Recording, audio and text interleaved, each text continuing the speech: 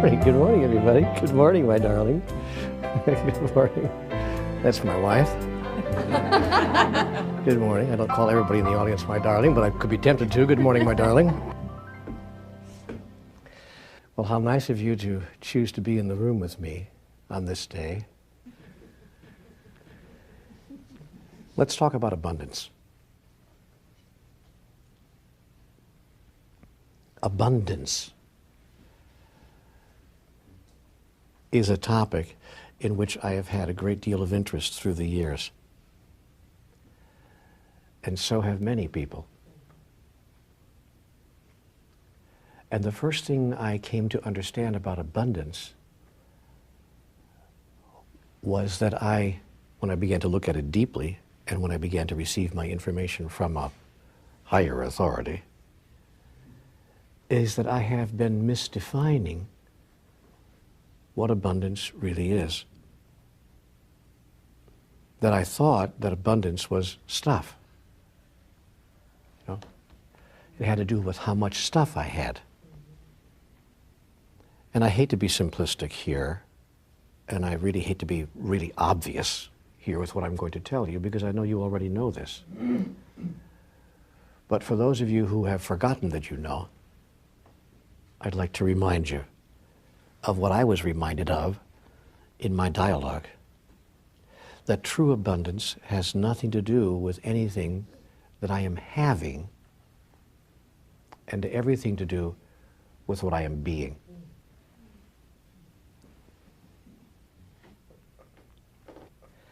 Let me tell you how I wound up in this chair, just to give you a little bit of background on how all of this began.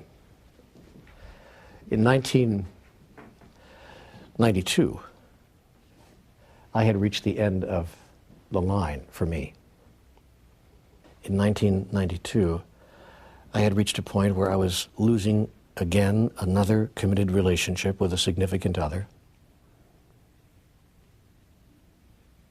My career had reached a dead end. My health was falling apart.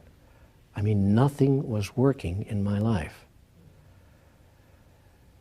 And this relationship that I had with my significant other was the one that I knew would last forever. And there it was in front of my face, just disintegrating right in my hands.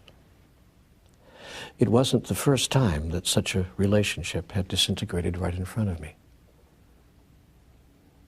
Nor was it the second. Nor was it the third, nor the fourth. And so I knew that there was something I don't know here, the knowing of which would change all of this for me. I couldn't seem to find the formula. I was either doing something that I did love, but I was dead broke, or I was making enough money to skim by and, making it through, but my soul was dying 1,000 deaths. I didn't seem to know how to put the two together, not for very long. And if I did get them together, it was always for like about 6 or 8 months. It would all fall apart. All of this was happening at the same time. Now see, usually God had been better than that. It was usually one thing or the other before in my life. But at this particular period, for reasons that still aren't clear to me, it was all at once at the same time. Oh, God said, let's give him a triple whammy. Let's do the old career relationship body number the same week.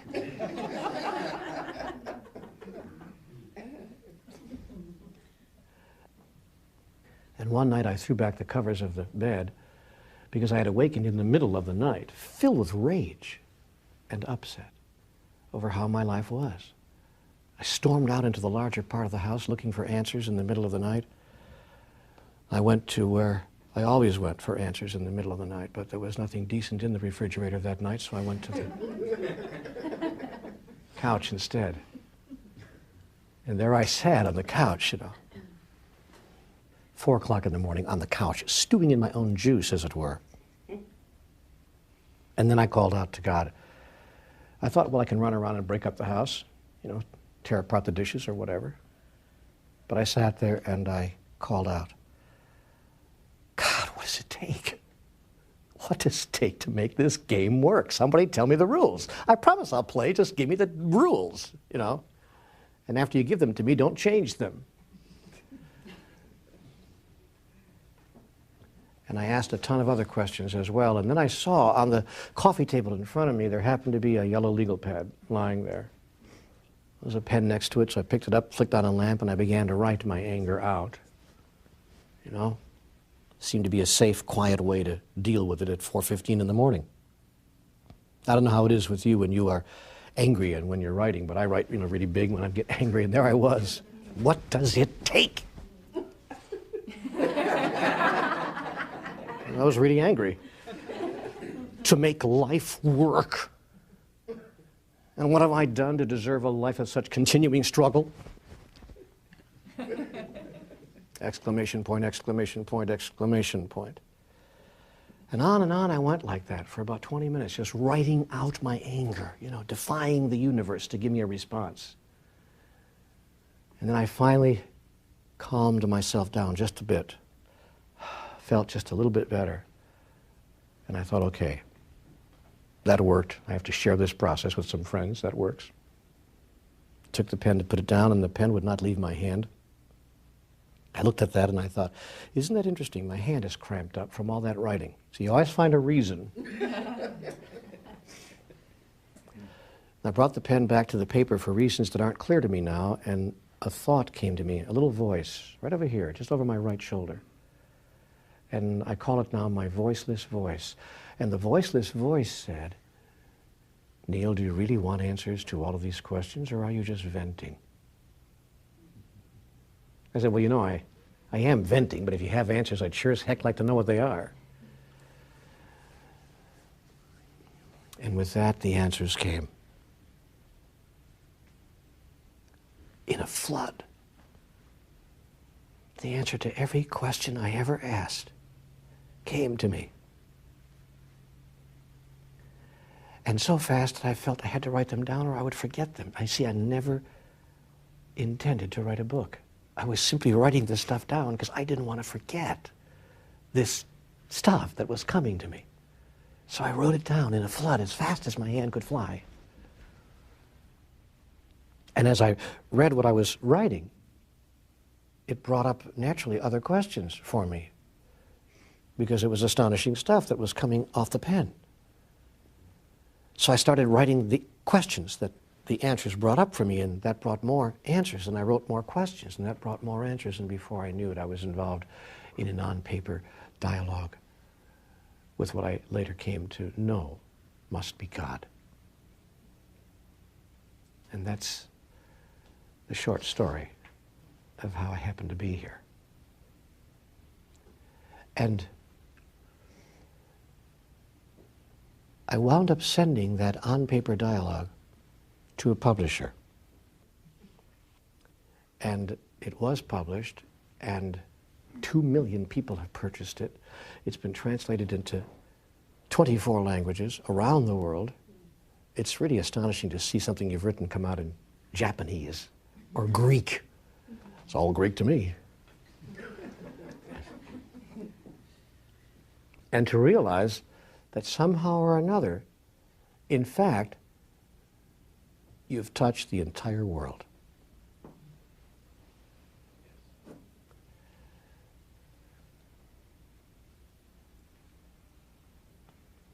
So that's how I got to be sitting here in the front of the room. I'm very clear now that I was called on to be a messenger.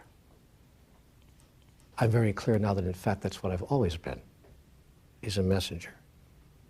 And that there's no place I can allow myself to be except in the front of the room. Because I have a very important message to share with everyone whose life I touch.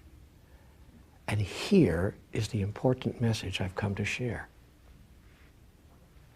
All of you are a messenger. And there's no place else that you can allow yourself to be except in the front of the room. And all of you have come to share a very important message with everyone whose life you touch.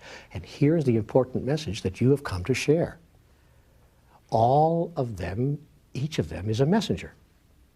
And here's the message all of us have come to share with each other. Hello, wake up. Do you know who you really are? Hello, wake up. Do you understand? Here's the message we've come to share. You and I are one. There's only one of us in the room. If you think that we're separate, cut it out. We're not separate. There's only one of us in the room. And there's no difference between us. And if you think there's a difference between us, cut it out. Because there is no difference between us. And stop trying to create an artificial difference where there is none. And when you get that you and I are one, and there's only one of us in the room, and only one of us on the planet, and only one of us in all of creation, everything that causes you pain and misery, travail and struggle, heartache and difficulty will disappear. It will simply go away. So stop thinking that you're over there and I'm over here. And get that there's no place where you end and I begin. Such a simple, elegant message that changes everything. When will we get it? When will we get it? We'll get it when we send it. If we're not careful, we're liable to forget who we really are. And we're liable to play a game called I know and you don't. Except that I'm not willing to play that game now or ever. I'm very clear that there's nothing I have to say that you don't already know. So thanks for coming and good night. Somebody had their hand up. When you described you heard the voice, and subsequently when writing, asking questions, writing the books out, getting a response, was there a particular feeling associated with that particular voice or that particular impulse to write that authenticated it over, say, other times we hear a voice or other times we're urged to write? Was there something different? Was there something else, a presence or a feeling or yes, anything that you can describe? Yes, there was. It was a softness. First of all, it felt as if my whole body had just gone into jello. I almost don't know how to describe that. It was just a releasing of every bit of anxiety or tension, or I want to say negativity within me. As I sat on that couch, I can recall just almost as if without any act of volition on my part. I didn't say I'm going to release my tension here. It just happened. I just suddenly, and then from that softness sprang a. It's very difficult to discuss this.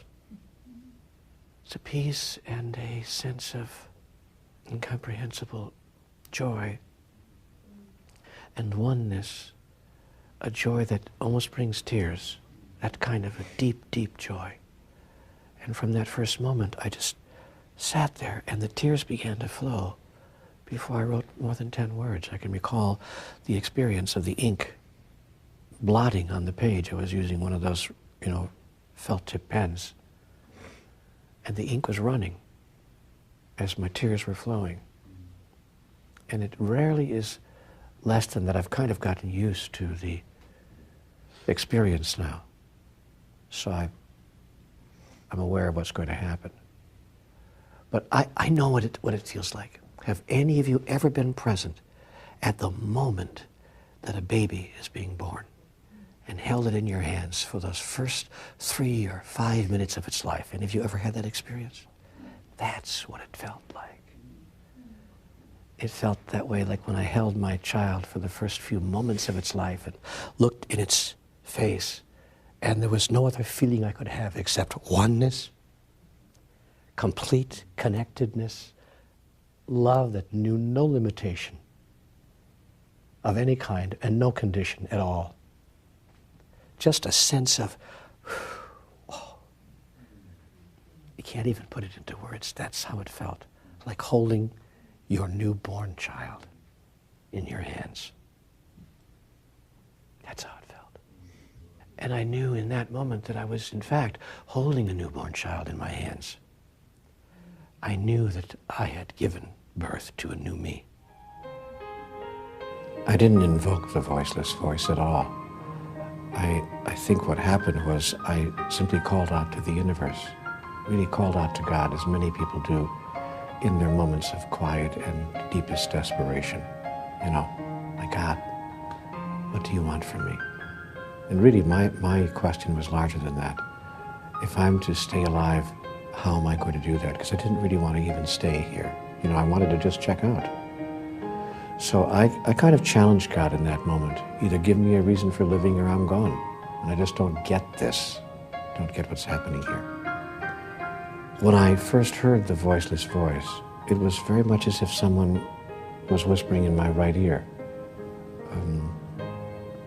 And the feeling that came over me was one of extreme calm. I want to say, becalmed, very much at peace, and filled with kind of an indescribable joy. I think of moments in my life when I've had that joy. The moment that I married Nancy, not even the whole ceremony, but that particular moment when the minister finally said, "You know, do you?" And in that moment I looked in her eyes and I just paused for a moment and said, "I do." And it was just that tiny sliver of a moment when your whole body is filled with something you can't describe. That's how it felt in that moment when I first heard that voiceless voice. Just joy, a peaceful, calming joy. From the beginning of time, all we have ever wanted was to love and be loved. And from the beginning of time, all we've ever done is create moral constructions, religious taboos, societal ethics, familial traditions, philosophical constructions, all manner of rules and regulations telling us who, when, where, what, and how we may love, and who, when, where, what, and how we may not. And unfortunately, the second list is longer than the first. What are we doing? What are we doing? If I walk up to the sky and I see the beauty of me, sees the beauty of you, what is wrong with that?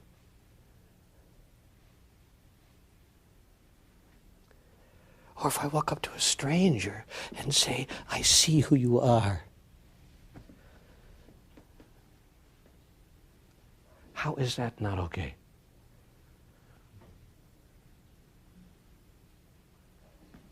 I don't understand how we've decided to construct it here, people, but I got to tell you this, if we don't change the construction, we will never have the truest experience of who we really are. I recall sitting in a room full of people a little bit larger than this not too many weeks ago when I was facilitating a retreat in the beautiful mountains of Colorado in Estes Park. And in that room, a person said to me, "I wish I could experience abundance." And that was his issue. And he said, "I don't make a great deal of money. I have barely enough to get by. I had to, really squeeze the pennies to get here," and so forth.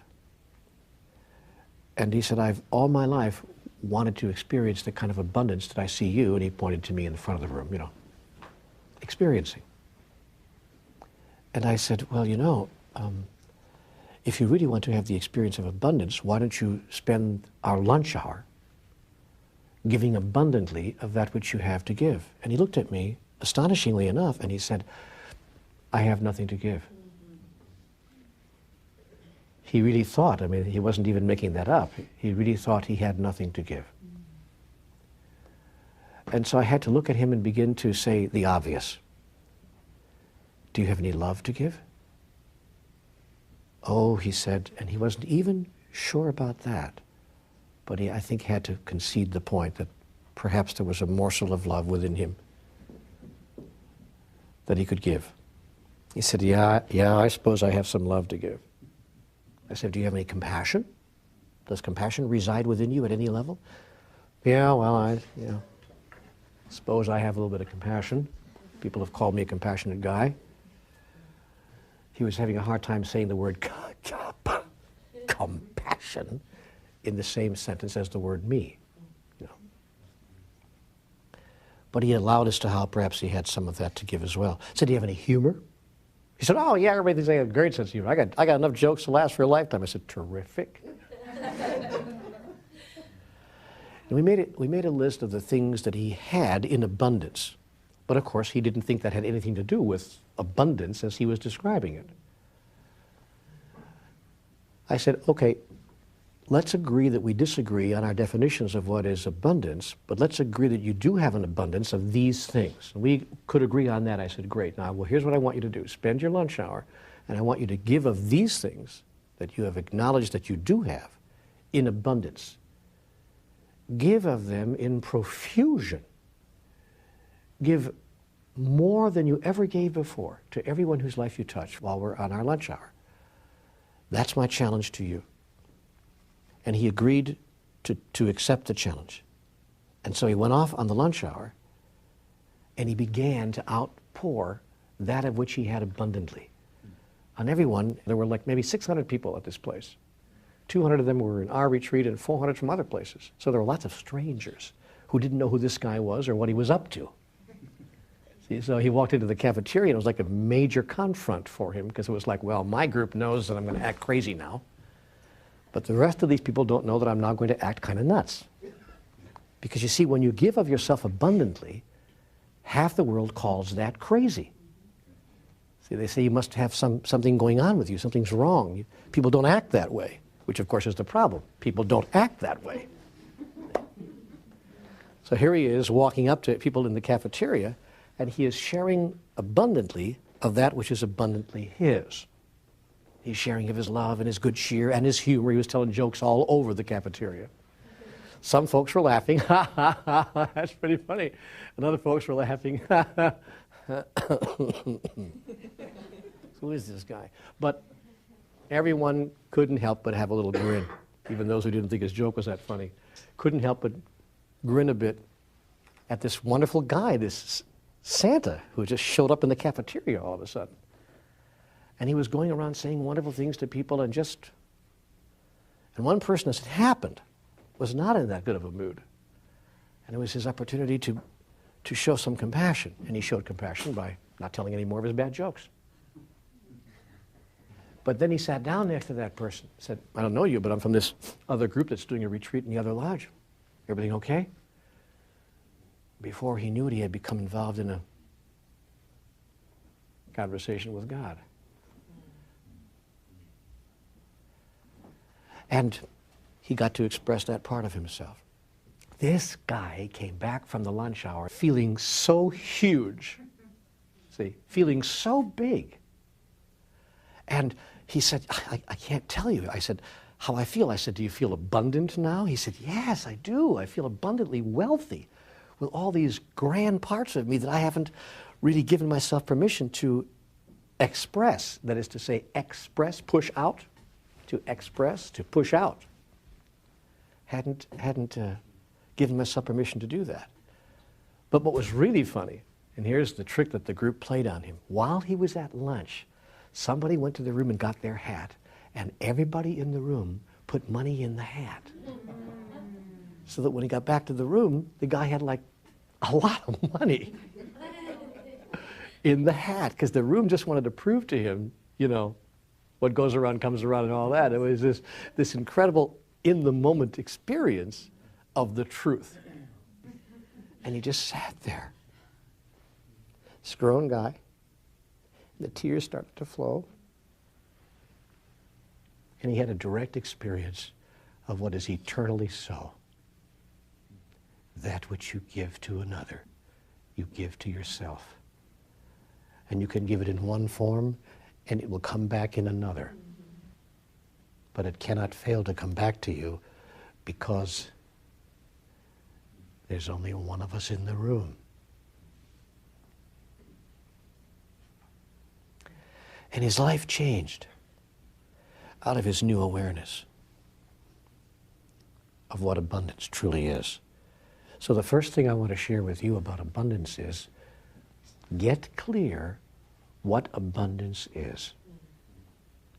And if and when you decide to give abundantly of the grandest part of who you are, with everyone whose life you touch, if you decide to do that, your life will change in 90 days. Maybe 90 minutes, be careful. Because people will suddenly get who you are. See, let me explain to you the difference.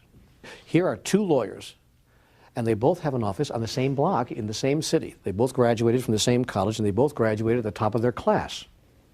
So they have equal skill levels. It's not about location, because they're both on the same block in the same city. See? Yet one lawyer, lawyer A, is doing fabulously well, and lawyer B, just a few feet down the block, is not doing so well. What's that about? What's happening there? What causes one person to be the thing we call successful and another person not, given everything else being equal? What's happening there? Lawyer A is very clear. Plumber A is very clear. Doctor A is very clear. It's not about what he's doing. See, it has nothing to do with what he's doing. So be careful that you don't get caught up in a thought that your abundance, or what you might want to call your success in life, will come to you out of what you're doing. It will not. And if you haven't learned that, life will teach you that, because you'll do all this stuff. So you'll be doing this and doing that and doing this and doing that and doing this and doing that, and just wind up with a great big pile of doo-doo. And you'll wonder, how did I create this pile of doo-doo here? I did all the right things. And then it will dawn on you, oh, I get it. It has nothing to do with what I'm doing. That isn't the connection. That isn't how all this good stuff that I think is going to flow to me is going to flow to me. And then we see another person down the street who appears to be doing nothing. And abundance is just flowing down upon him. You can't push it away fast enough. Say, well, that's not fair. How does he get to have all that? He's not doing anything, which is, of course, precisely the secret. He's not doing a damn thing. I mean to say, and I chose my words very carefully there, he's not doing a damned thing. And we've been spending our lives running around doing all these damned things.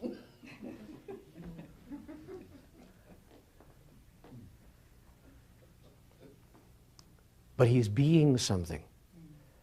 When he walks into the room, he is being something extraordinary.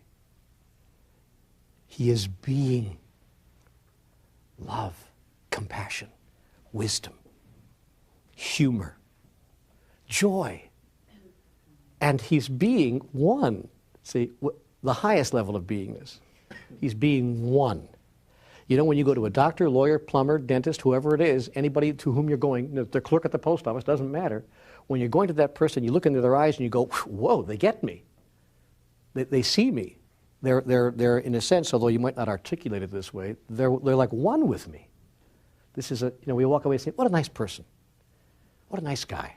Wasn't she sweet? That's our way of articulating, boy, I felt an immediate connection. This person doesn't feel separate from me. There are no barriers. There are no walls. So you get to decide whether you choose to be person or whether you choose to be a person.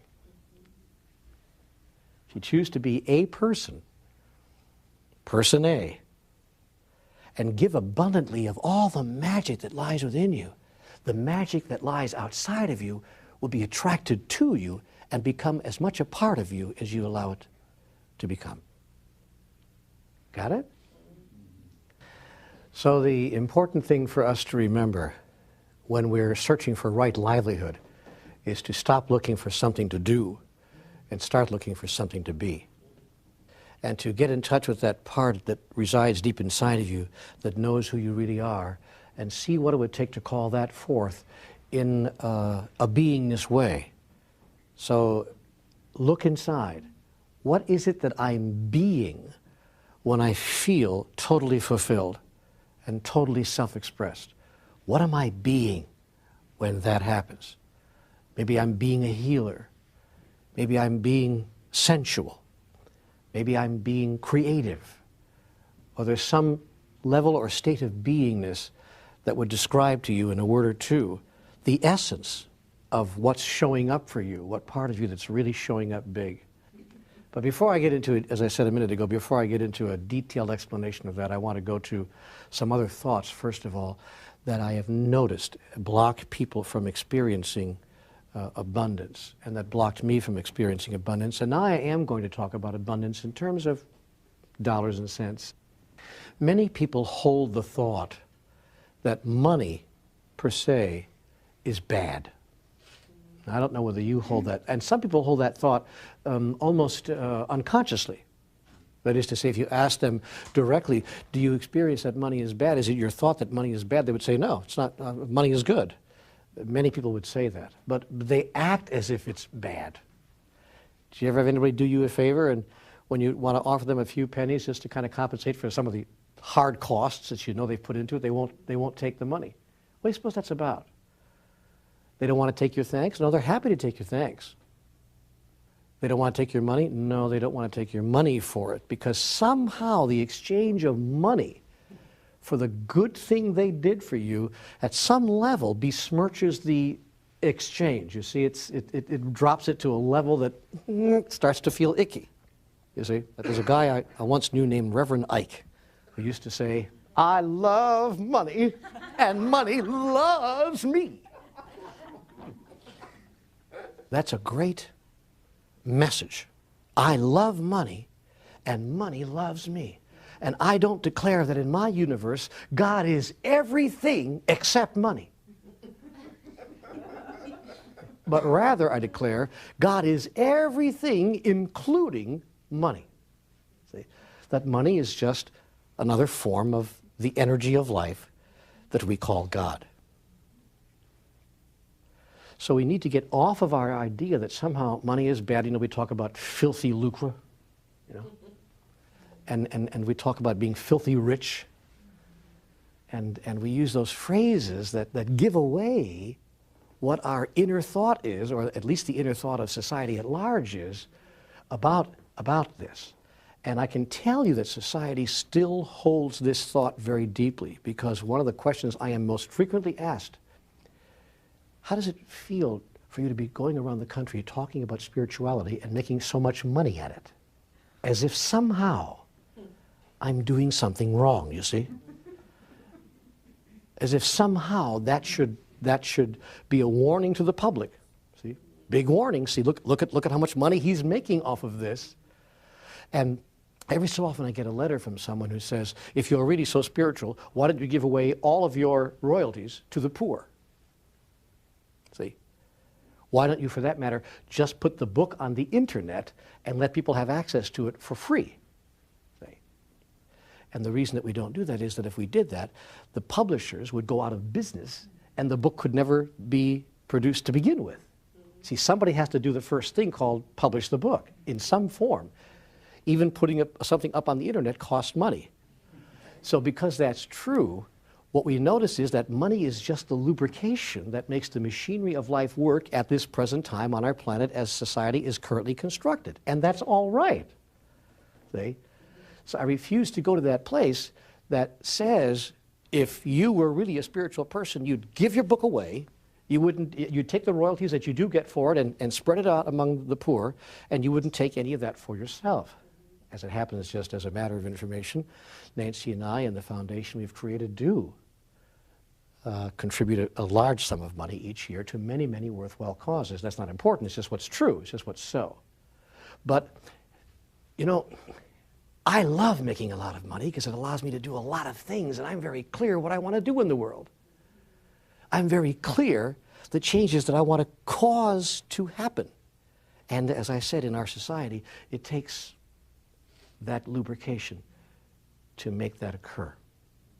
So what we have to do is get comfortable, is to get comfortable with money, as we have to also get comfortable, I might add, with our bodies and with each other. We have to learn to get comfortable with the stuff of life so that we can say, bring all that life is to me, and all that I am a part of life, I bring to you, and not be ashamed of any part of it, because God doesn't know from shame. Everything changes when you make a decision to be one of the courageous ones, someone who chooses to make a life rather than a living.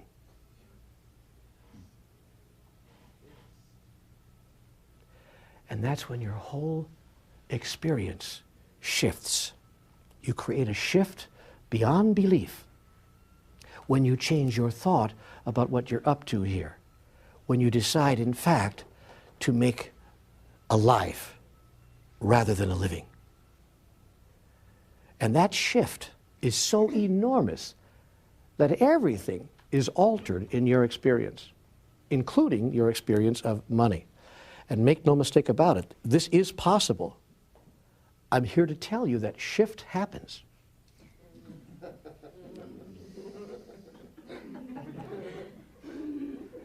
Now we have a question over here.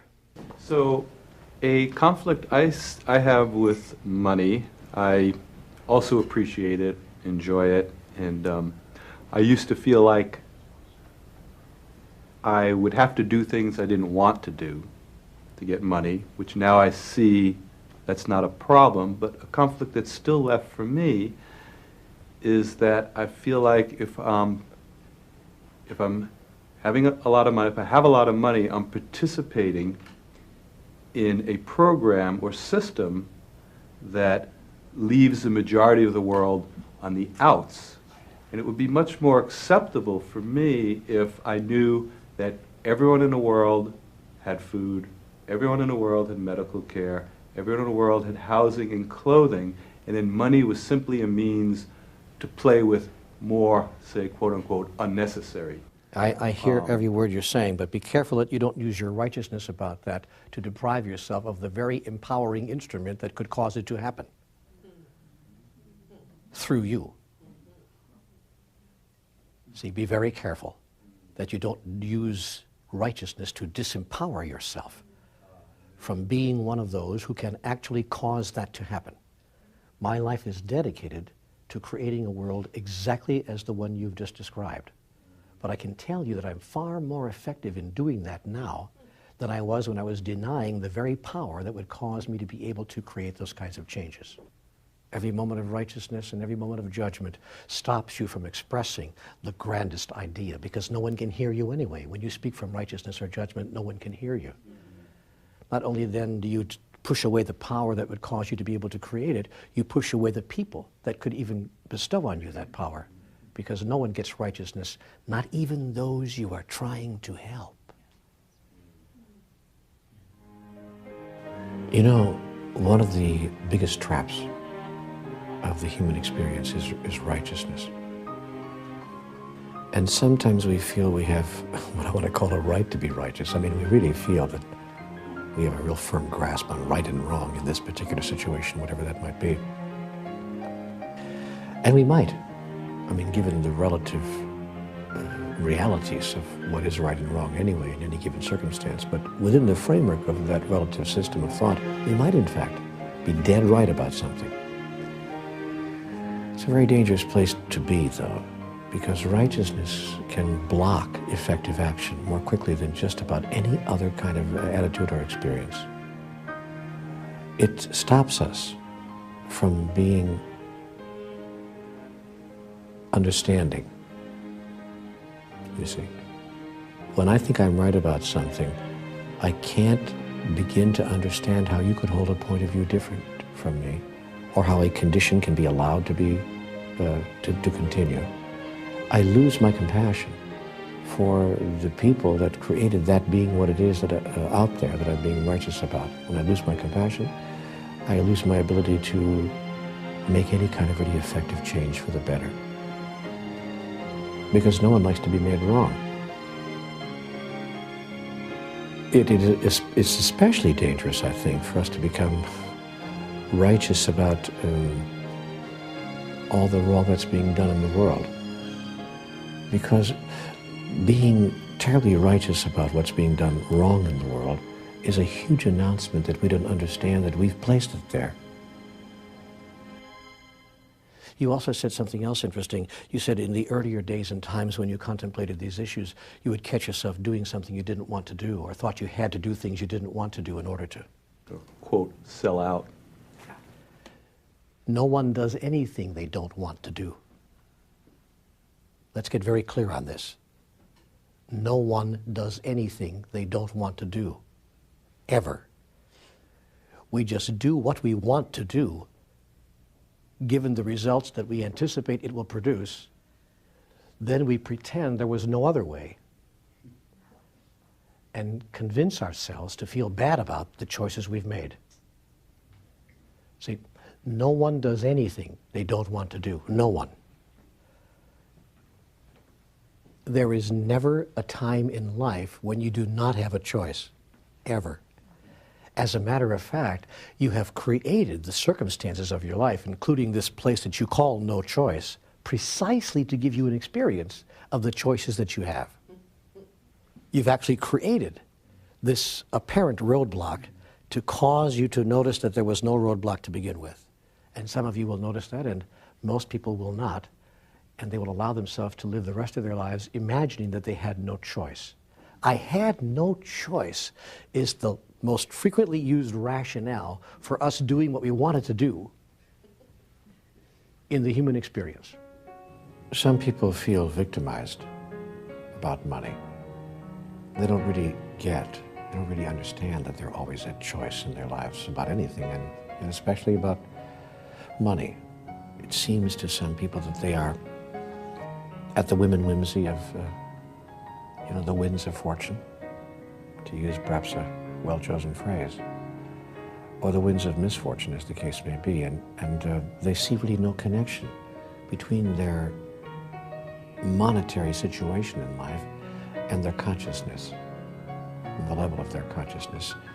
They don't make a connection with what's happening with them financially and how they're creating it. Yet I'm telling you that we create everything. Money doesn't come to you because of what you do. If you think that money comes to you because of what you do, then of course you'll have all of those doingness alibis. I didn't get my college education, or I was disadvantaged to begin with, or I haven't had the opportunities you've had, because you're going to imagine that money flows to you because of something you're doing rather than something you're being. Beingness is something that everyone has, regardless of their education, their station in life, their ethnic or cultural background, their social status. See, everyone can be loving, everyone can be extraordinary, everyone can be generous and giving and compassionate and friendly. Everyone can be all the things that we pay people big money to be, regardless of what they're doing. See, it doesn't really matter. The lawyers that make the most money, the doctors that make the most money, the ministers that make the most money, the paper boys that make the most money, are the paper boys that show up with an enormous smile on their face, a huge open heart to everyone whose life they touch. They're the ones who go around and get huge tips from the people that they're delivering papers to, and all the other paper boys are wondering, how do you do that? Oh, see, you've got a better bike, or you have a better family background, or you have a better neighborhood, you got a better route. See, no one in life has a better route. All we have to do is share with each other a level of beingness that others recognize as something they want to be touched by all the time. And if we're willing to do that, it doesn't matter what our doingness in life is. We can be plumbers, paper boys, street cleaners, or corporate presidents. But all the good that comes from life will come to us in life when we are willing to open our heart and share from a deep level of beingness with others of the treasure that resides within us, which is called love. But what it comes down to ultimately is a willingness to just show up in this space as the wonderful you that you are, regardless of your story. You do that, and you'll be happy in life. By the way, you'll be happy in life whether or not you have a lot of money. So we do what we want to do given the circumstances that are in front of us to either avoid or create an outcome, and then we say, I have no choice. But you do have a choice. And every choice you make, every decision you make, every thought you think, every word you utter, is an announcement and a declaration of who you think you are and who you choose to be. Every act is an act of self-definition. And you always have a choice.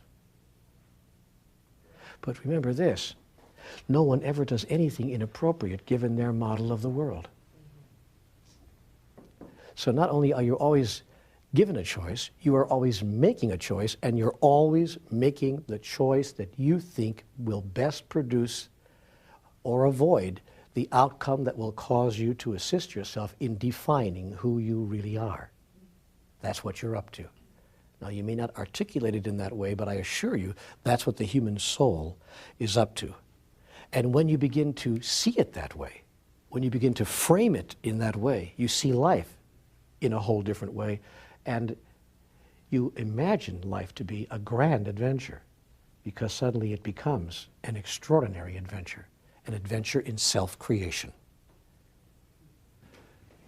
Neale, I wonder if you could tell us why so many spiritual seekers or so-called light workers seem to be up against it financially. Those of us who left our corporate jobs and are sort of called to do our right livelihood, and yet the testing ground seems to be, can you make it through this financial fire? Why is it so many of us have that going on? The moment you declare yourself to be anything, everything unlike it will come into the space.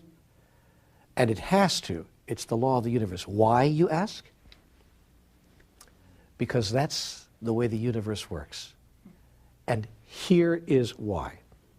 In the absence of that which you are not, that which you are is not. Did you get that? You're shaking your head, my dear. I said, in the absence of that which you are not, that which you are is not. Now let me give you an example. Are you big and tall and fat? No.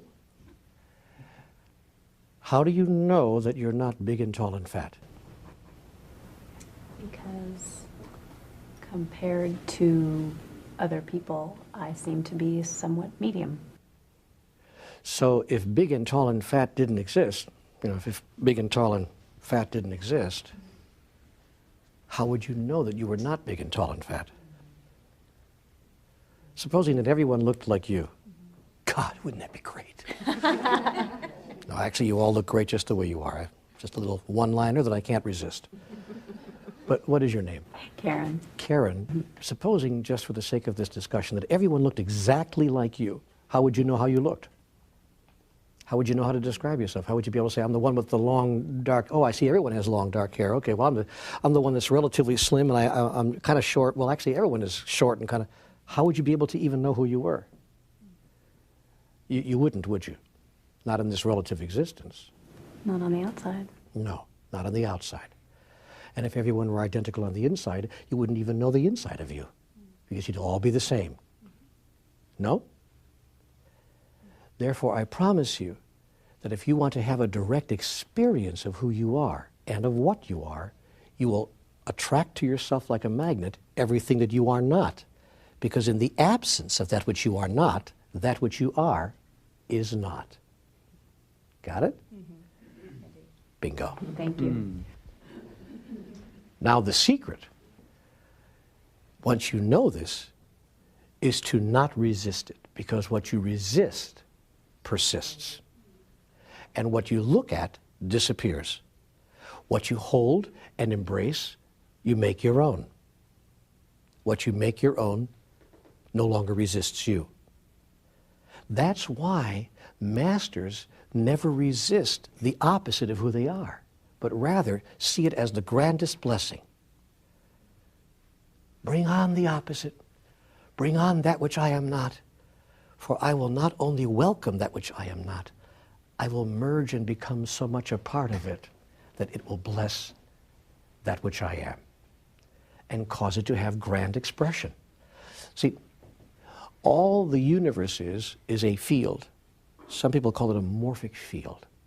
I call it a field of experience, a field of expression, life expressing life itself. It's a contrasting field, a field of contrasting elements, if you please. And it is only within this field of contrasting elements that any particular element can know and define itself as what it really is. That's true in the relative universe.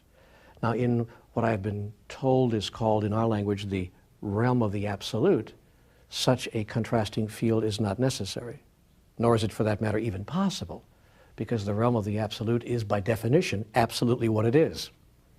Do you understand? And there is nothing else. And we call that God. In my language and in my utterances and in my form of expression, we call that God. In the beginning, there was all that is. And all that is all there was. And there was nothing else. There was nothing else except all that is. And it was very good. But it's all that was. And there was nothing else. And yet it sought to know itself in its own experience. And so it looked outside of itself for something other than what it was, that it might know itself in its own experience. But it could find nothing outside of itself other than what it was, because there was nothing outside of itself, and there was nothing other than what it was, because it was all there is, and there was nothing else. How then to know itself in its utter magnificence? And so that which we call God ceased to look outside of itself, for there was no place outside of itself to look. It therefore looked within, that it might know itself. Not incidentally such a bad idea, should you choose to know yourself. To look within and not without. For those who fail to go within, go without. And so God looked within. And in the interior of that which is God, did God see all the magnificence for which it searched. And it literally imploded. That is to say, God turned herself inside out for us. And imploded into 1,000 kajillion different parts, going here and there, up and down, left and right, and all of a sudden, here and there, up and down, left and right, were created. Fast and slow, big and small, were suddenly created in that glorious moment, in that first thought that produced God in its kajillion elements, that each one of the elements racing from the center at a thing that was now called speed, and created the illusion that we now call time. Each of the elements could look back at all the rest of God and say, oh, my God, how wondrous thou art.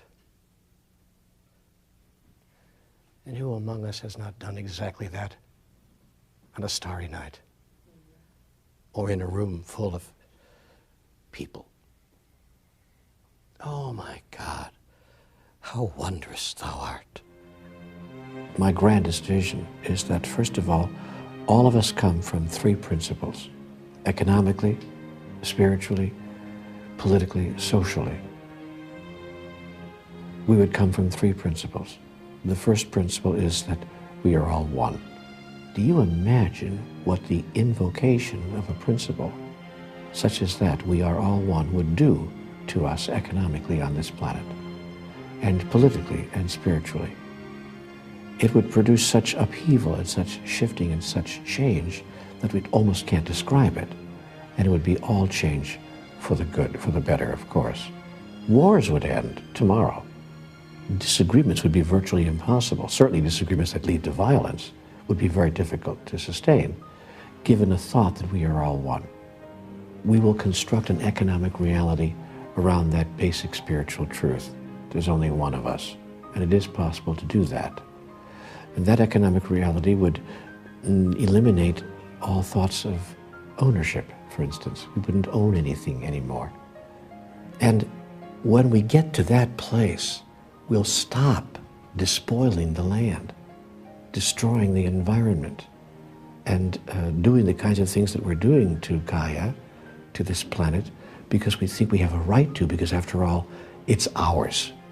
This property is mine. I get to do with it what I want.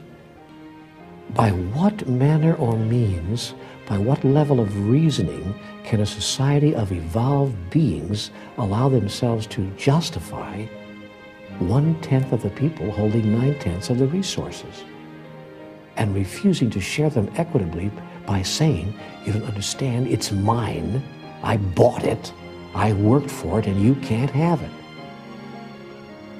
How much is enough? That's the question that is placed before the 1/10 of the world's people who are holding 9/10 of the resources. How much is enough? And how much do other people have to suffer in order for you to feel that you've got enough? And that, by the way, is not an economic question. It's a spiritual one.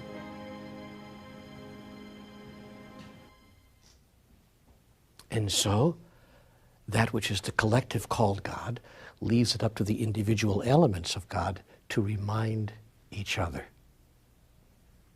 Do you see how wondrous you are?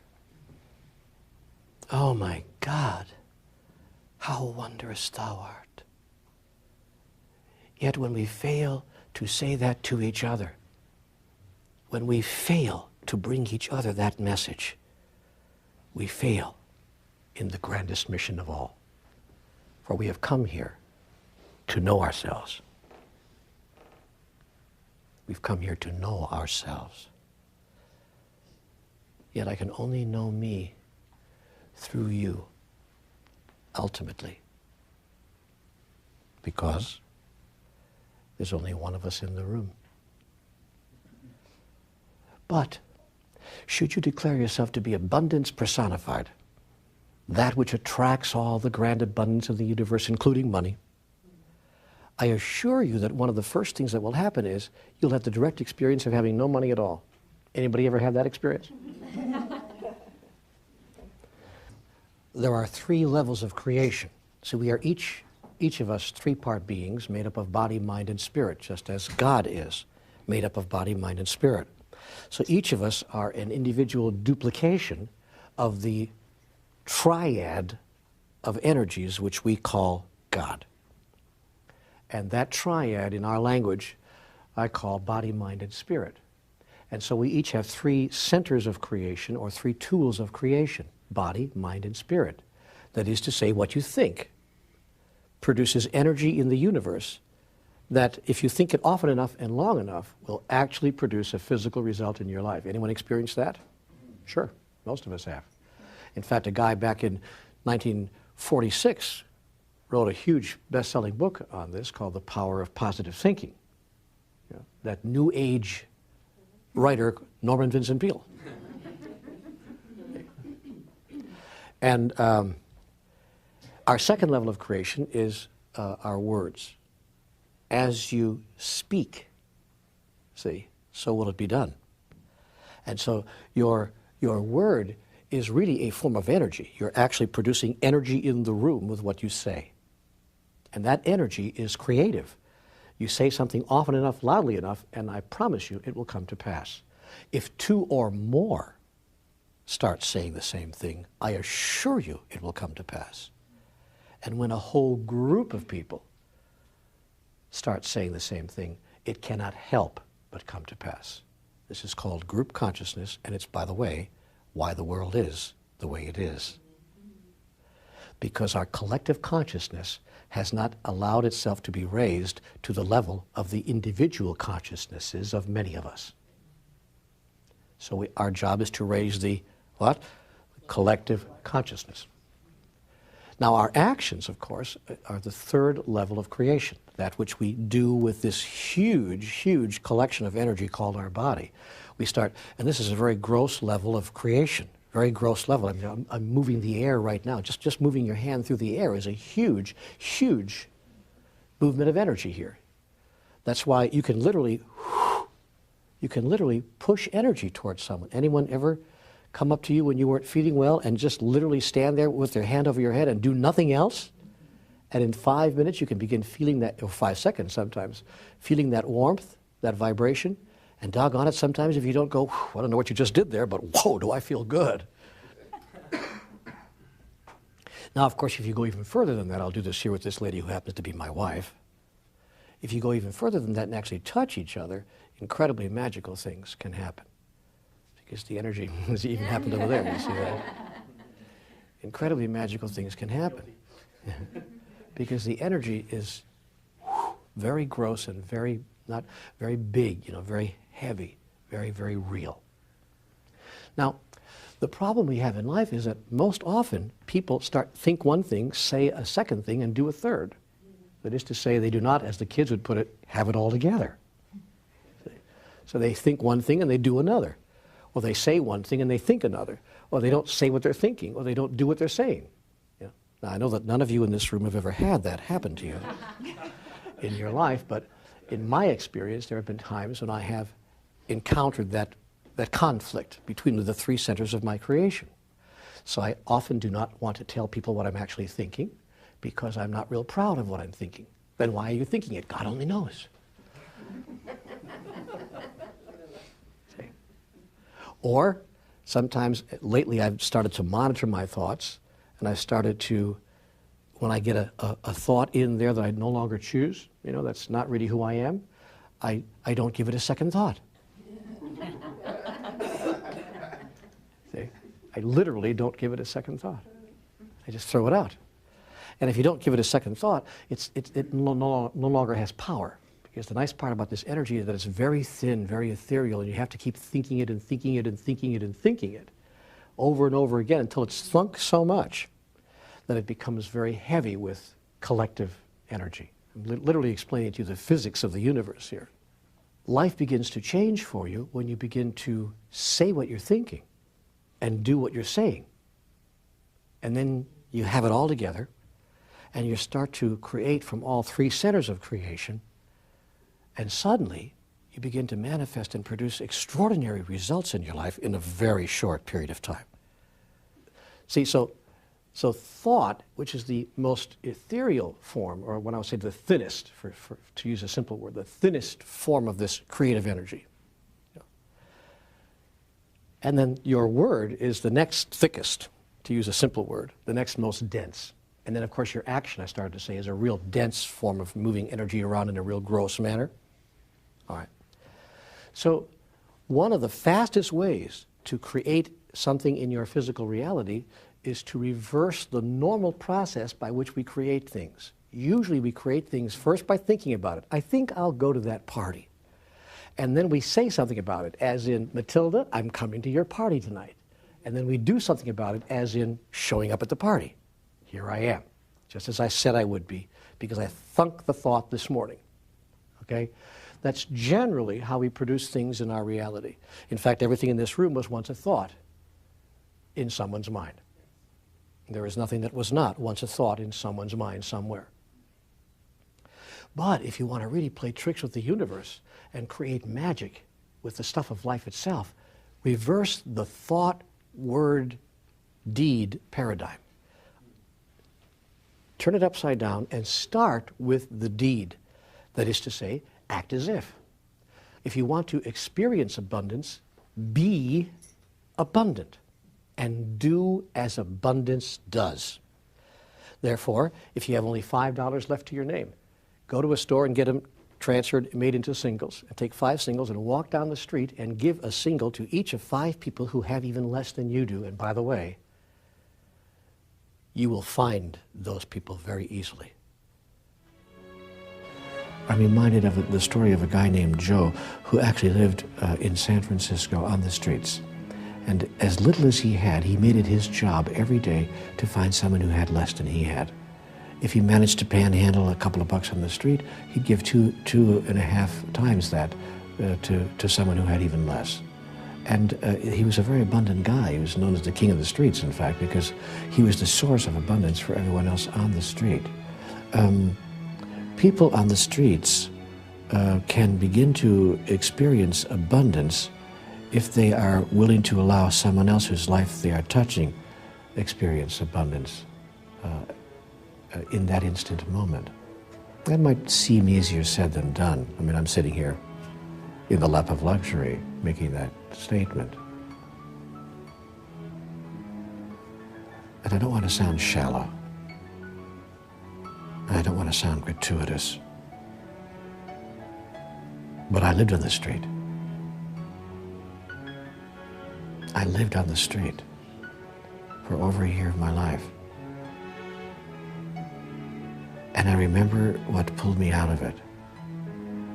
For the first 3 months, I felt desperately sorry for myself. How has it come to this? With all my talent, with all my ability, with all that I had, how has it come to this? I'm on the street, for God's sake.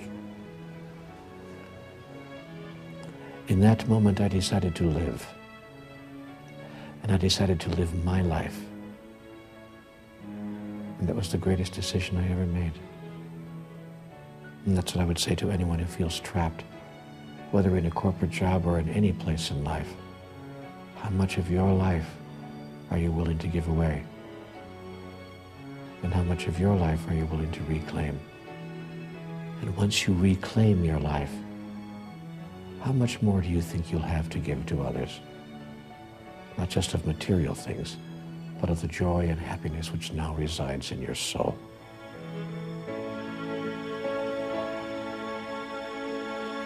You will always find in your experience someone who has less than you, no matter how little you think you have.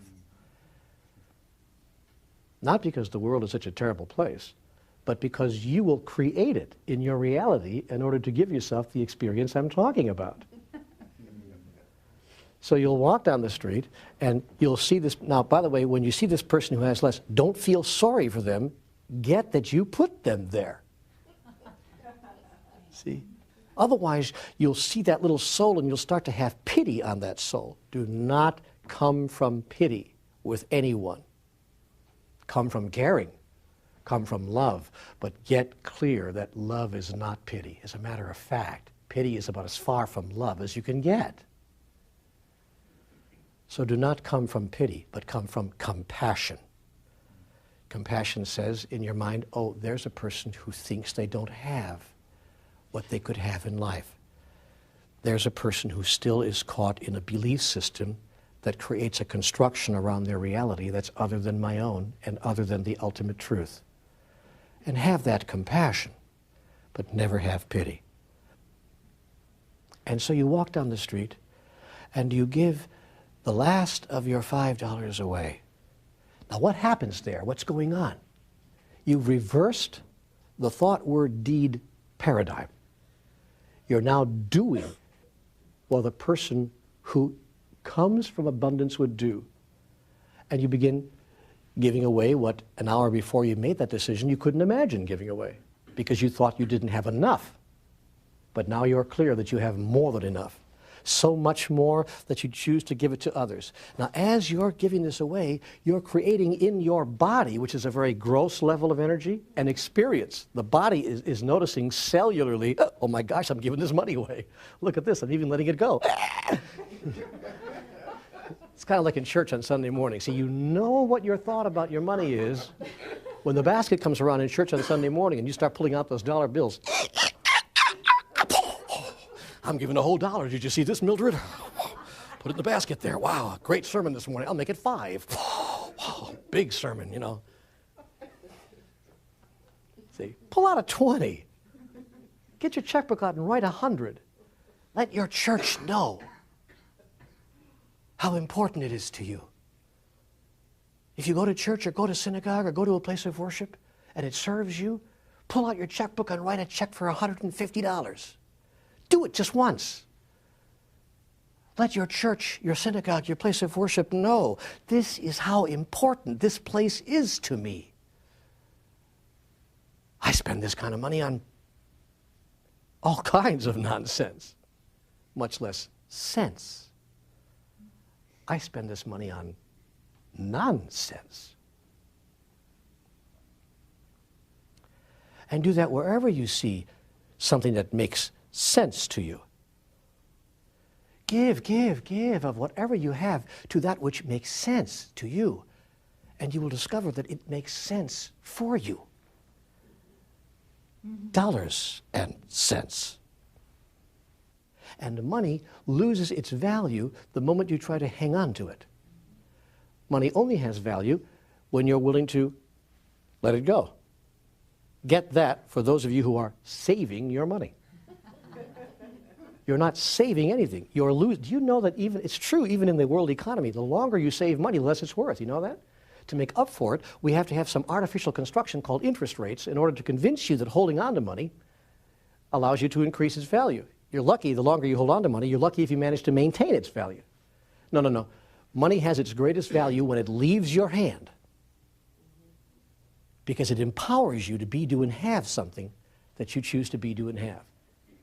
Money's only value is when it leaves your hand. But we will create these artificial, as I said, these artificial economic constructions called interest rates and so forth to convince you to hoard your money. So save a little if you want to, it's all right. I don't save very much myself. I just kind of like keep it moving, you know? Just keep it going out there. I think we have to forget everything we've ever learned about money. I really think we have to erase the blackboard and wipe the slate completely clean.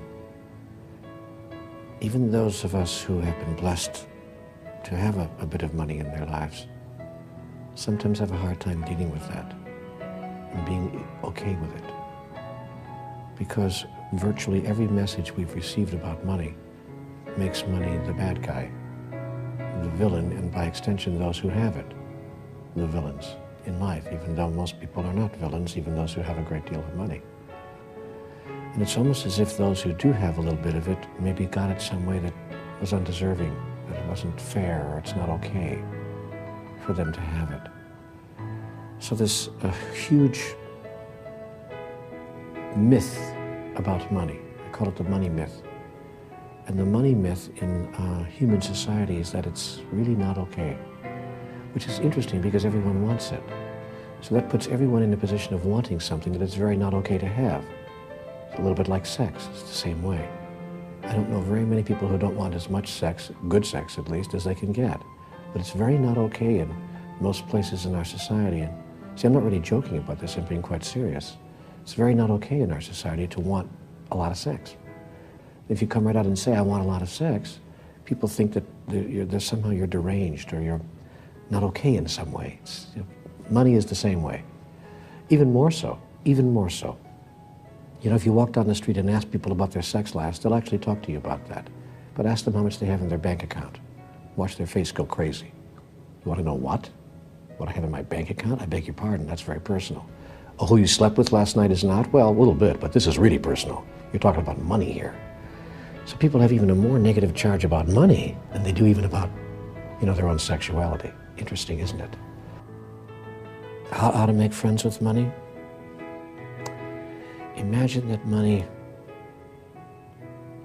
was a gift to you from the universe with which to do every good thing for yourself and for others that you ever wanted to do. Now we have yet another hurdle to get across. Oh my, if I have a lot of money, I can actually do good things for myself. I can actually go out and buy a very expensive Italian suit or $550 Italian shoes. Do I dare even say that I'm wearing $550 Italian shoes? Actually, I am. You know how long it took me to be okay with a pair of $550 Italian shoes? I mean, it's not about the shoe. It's about what this represents in my life.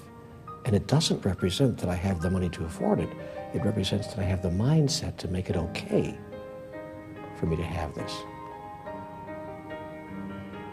There is no part of life whatsoever that is not a part of God. There's no aspect of the life energy whatsoever that is not holy and sacred. Nothing is evil, lest thinking make it so. Let us stop making money evil. Let's stop making sex evil, and most of all, let's stop making each other evil. What are we doing here? And why are we doing it? Why do we insist on seeing evil and negativity in every corner of our lives? What is that about? If we see life as essentially good, we'll solve our problems with money, and we'll make money our friend. And then we'll do good things with that money, good things for ourselves because we deserve it. I deserve these shoes, and so do you. And then we'll do good things for others. We'll share of the abundance which is ours and the abundance which is given to us by God with all those whose lives we touch. And no one will be without anything. There's enough for all of us. And when we choose that, we'll be friends with money, with ourselves, with everyone else, and with God. When you change the be-do-have paradigm, you start acting as if, and your body begins to understand at a cellular level who you think you really are. See, when I was a kid, my father used to say, "Who the hell do you think you are anyway?" Spent the rest of my life trying to answer that question. So, and my body is trying to understand what I think about that. So as my body starts moving through the field of gross energy, it starts moving things around, begins to give things away, for instance, and your body starts getting the message, I have that which I would choose to receive. I already have it. Now, once you cross that huge barrier, you think you don't have it, and you're trying to get that which you do not have, namely more money. But once you get that you have it, then it just becomes a question of how many zeros are after the first number. You understand? And so you'll discover that what goes around indeed does come around. Not because you performed some real, true magic trick in the universe, but because you finally got the truth of who you are at some universal cosmic level. And the universe never says no to your thought about yourself. It only grows it. Did you hear what I just said? I said the universe never says no to your thought about yourself. It only grows it. I mean, the universe is really wonderful. You'll love God because God grows on you. See, God is like the manure of the universe. I thought I would say something absolutely outrageous. Just completely outrageous. Total juxtaposition to see whether your minds can hold, the most outrageous thought. Because, and I meant that in the kindest way, because God is that which makes things grow. Makes things grow. And it will make you grow. Whatever it is you think you would like to be, do, or have, cause another to be, do, or have that. See yourself as the source rather than the recipient of what it is you would choose to experience in life. For you are not, in fact, the recipient, but you have been and always will be the source. When you imagine yourself to be the source of that which you wish you could receive, you become very resourceful. And then you do become a magician. You do become a magician. You might even be called a sorcerer. What is your question? Go ahead.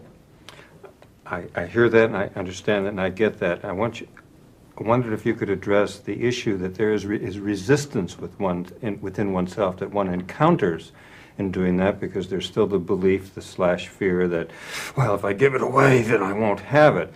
So it's the resistance that is the rub, so to speak, and I'm curious to know how you deal with that and et cetera. The resistance within. I just feel the resistance and ignore it. See, because now I know better. So, because what I know is that what you resist persists, and what you look at disappears. So whenever I feel resistance to anything, I know that that is where truth lies, just beyond that resistance. Whenever resistance appears anywhere in my reality, I know that just beyond that is where the grandest truth resides. And because I know that, I welcome that feeling.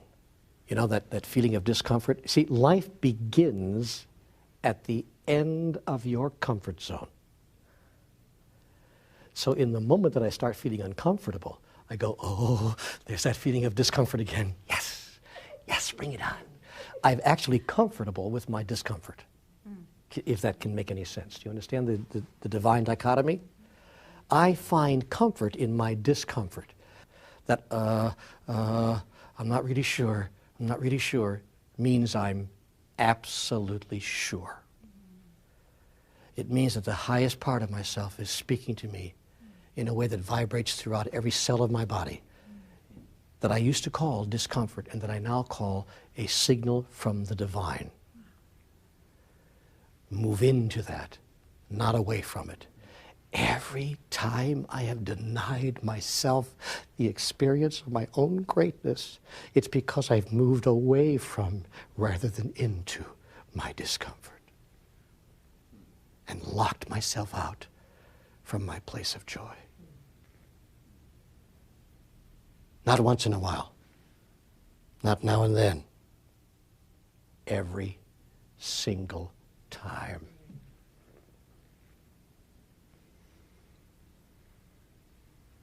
Capiche? Thank you.